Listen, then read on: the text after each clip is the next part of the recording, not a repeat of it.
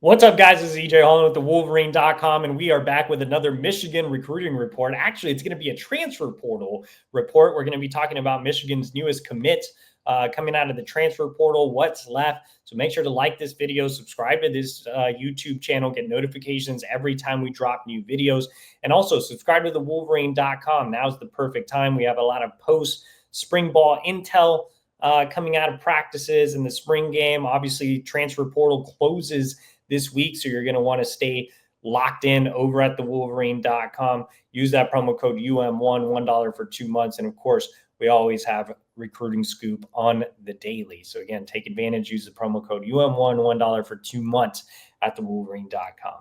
All right, guys, so let's talk a little transfer portal.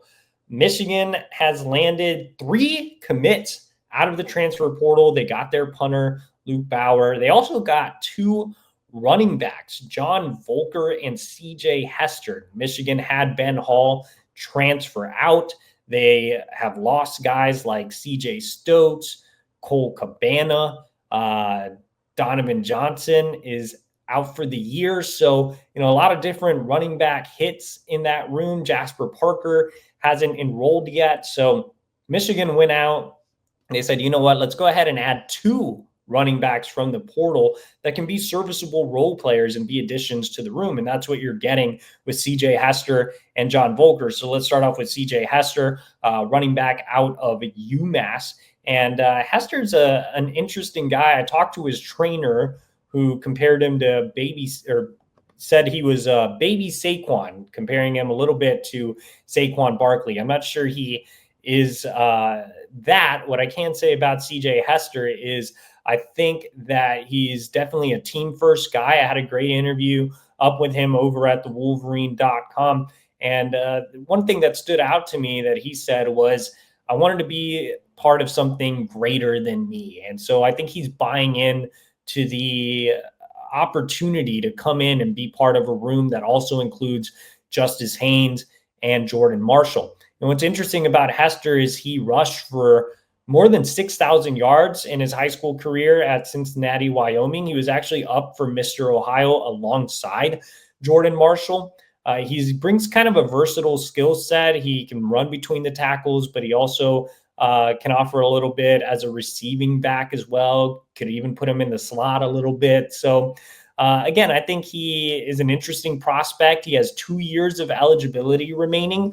So I'm curious to see what he develops into. But I think with CJ, he was overlooked coming out of high school. He had to, make a name for himself at Western Michigan, transferred to UMass, had a productive game against Georgia, showed some flashes of potential. So I think he's coming to Michigan with the mentality of, look, I'm joining a running back room that already has a couple of guys that are touted, but I want to work hard. I want to take advantage of what Michigan has to offer. And I think he's bringing a great attitude to Ann Arbor, and I think he can be a very serviceable back that provides some depth. And it's kind of the same thing with John Vulkar, transitioning to him. He's coming over from Princeton. He has 1 year of eligibility remaining. He is set to graduate in May, and he was a team captain at Princeton, which speaks volumes of his character. He's another guy, when I asked him, you committed knowing that Michigan just landed Justice Haynes in the winter. They have Jordan Marshall, CJ Hester committed before Vulkar. And he said, it doesn't matter to me. I want to come in. I want to compete. I want to take advantage of Michigan's academics as well. And with Vulkar, he has a sturdy frame at 6 foot, 210 pounds.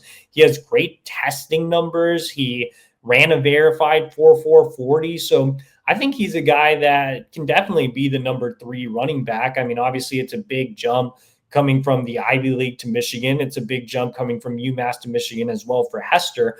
But I think Vulkar has the frame and the testing numbers to be, with the right coaching in the summer, to be that number 3 guy, or at the very least just provide some depth and get some quality carries. He can run between the tackles. He's a guy who has enough speed to get to the outside as well. Look, Michigan didn't recruit these guys to be the number 1 or the number 2 back. They're not featured backs, but they provide depth.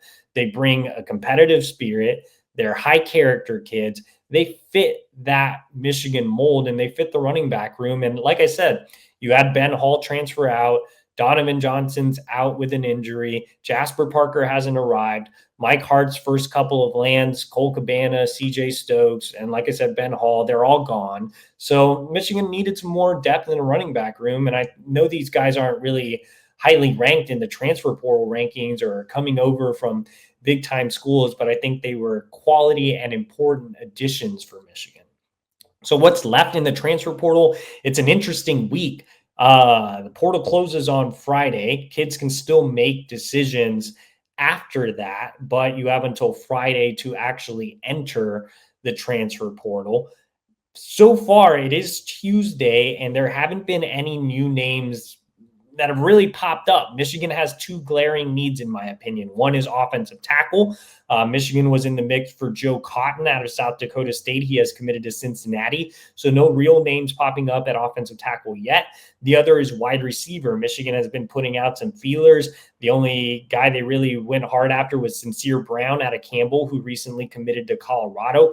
Not a lot of options there right now either, but I think that Michigan will continue to explore offensive tackles and wide receivers that enter the portal this week. The other interesting position to keep an eye on is quarterback.